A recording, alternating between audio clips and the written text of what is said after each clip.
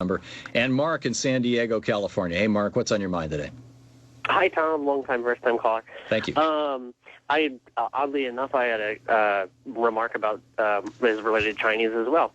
With regard to the Arizona law regarding immigration, I've been reading about the 1882 Chinese Exclusion Act. Yes. And the parallels are absolutely remarkable.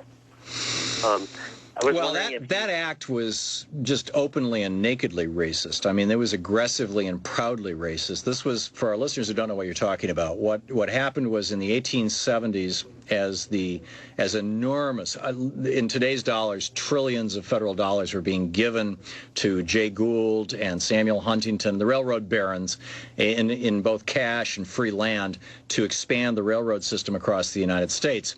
And railroad building was the growth industry, and a lot of the workers were now second-generation Irish immigrants. The big Irish diaspora was in the 1840s. 1848, I think, was the Irish potato famine, and an earlier generation English and in some cases Italian immigrants, and they were refusing to just work for pennies. They were talking about having unions, and so the railroads started literally going to China, recruiting Chinese people, bringing them over on ships, and then bringing them by wagon train out to the Midwest or out to the western states where they would have them work on the railroads.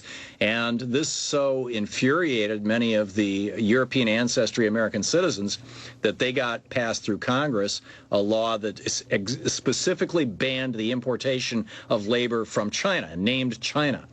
And that was actually a pretty ugly episode in American history. Yeah, absolutely.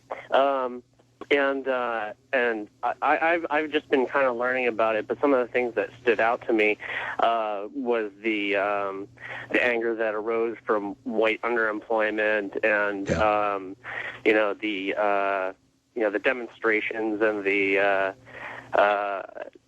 there are just several kind of more general examples. Well, the real similarity, Mark, is that back in the 1870s and 1880s, you had corporate exploitation of labor. And then you had demagogues who came along and said, it's those yellow people taking your jobs.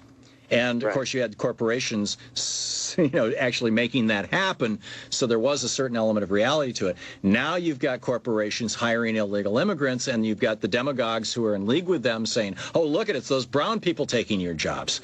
And we just have to be careful not to react by saying, okay, we're going to pass a law banning brown people, which is essentially what Arizona did. And they really nakedly did it this week when they banned the Chicano studies, Mexican studies, ethnic studies, whatever it may be called in various school districts.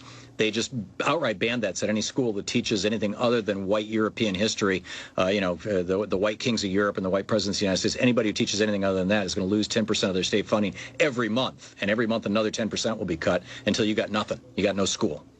This is nuts. It's criminal. And they can't have accents either.